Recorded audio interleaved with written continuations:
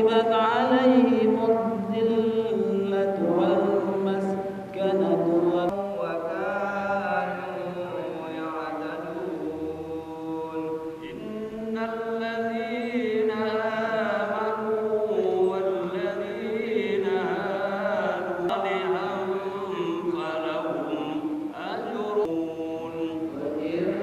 Ini dilaksanakan ya di masa-masa maupun di masjid-masjid yang tujuannya yaitu yang pertama di bulan Ramadan ini momentum yang terbaik untuk menambah amal ibadah kita.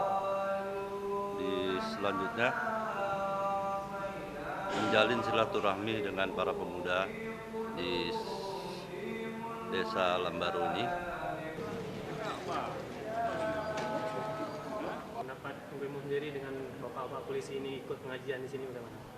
Sumpah sekali nggak pernah terjadi yang begini-begini, cuma baru tahun ini yang saya lihat kompakan antara polisi dengan rakyat, pengajian bersama-sama berbaur. Seperti tadi udah tarik juga ayat-ayat tadi, saya nggak nyangka juga polisi. Tapi baru tahun ini ada begini.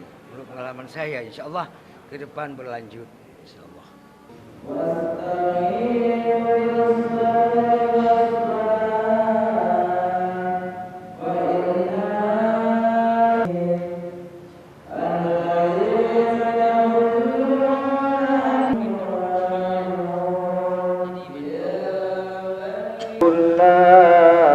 ثم عرب